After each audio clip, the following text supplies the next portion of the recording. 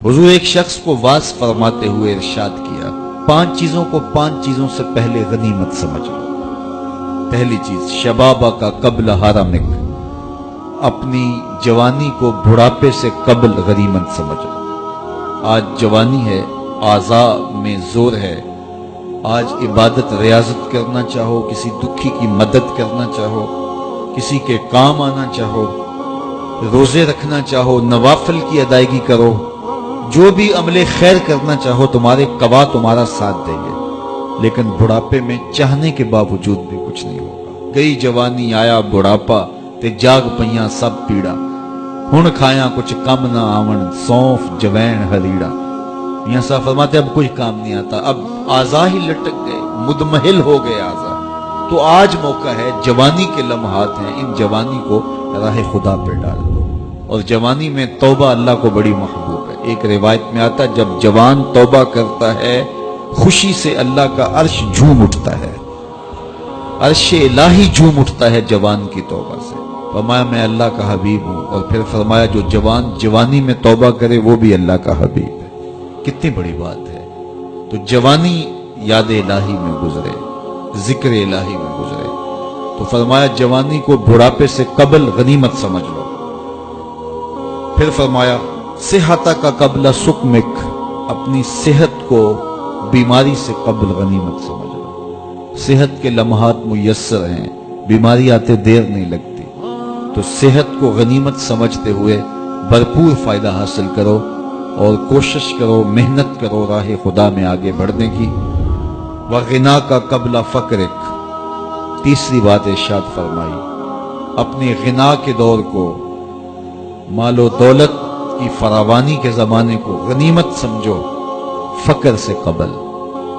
कहते हैं गुर्बत आते हुए देर नहीं लगती, ऊपर जाते हुए वक्त लगता है, ऊपर से नीचे आते हुए वक्त नहीं लगता। तो फरमाया कि दौलत तुम्हें मुयस्सर है तो उस दौलत को काम में लाओ, दौलत को संभाल संभाल के ना रखो, यहीं रह जाएगी। एक कफन ऐसा लिबास है जिसको कोई जेब नहीं है, यहां से कुछ किसी ने लेकर नहीं जाना और ना आज तक कोई लेके गया है। सिकंदर जुल्करनैन, जिसने पूरी दुनिया पे हुकूमत की, मरते हुए वसीयत की कि मेरे हाथ कफन से बाहर रखे जाएं ताकि लोगों को पता चले खाली हाथ जा रहा हो। सिकंदर गया जब दुनिया से तो दोनों हाथ खाली थे।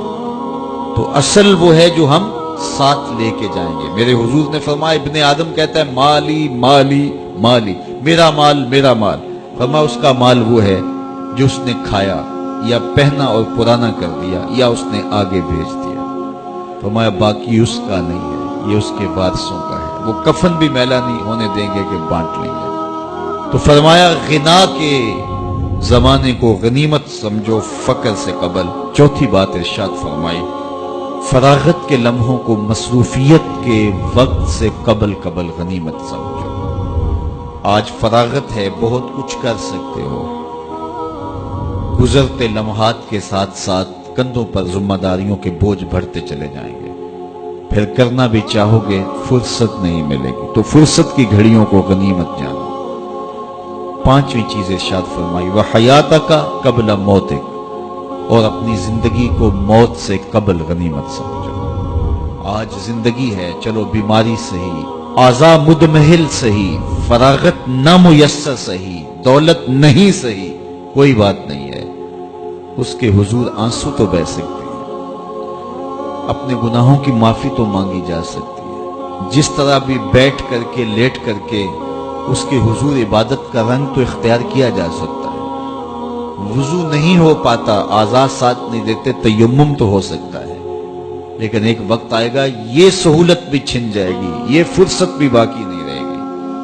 बंदा हश्र के दिन जब फंसेगा तो फिर कहेगा मालिक एक मोहलत दे दे, दोबारा दुनिया पे जाऊं, सजदे से सर नहीं उठाऊंगा। तो हुक्म होगा नहीं, वो वक्त बीत गया, तुझे फुर्सत मिली, वक्त मिला, जवानी मिली, डूबते सूरज ने तुम्हें रोज पैगाम दिया, उठते जनाजों ने तुम्हें रोज पैगाम दिया, लेकिन तुमने इबरत हासिल नहीं की। अब तुम्हारे लिए पलट के जाना नहीं है, अब तुम यही रहना होगा और अपने गुनाहों की सजा गवारा करनी होगी।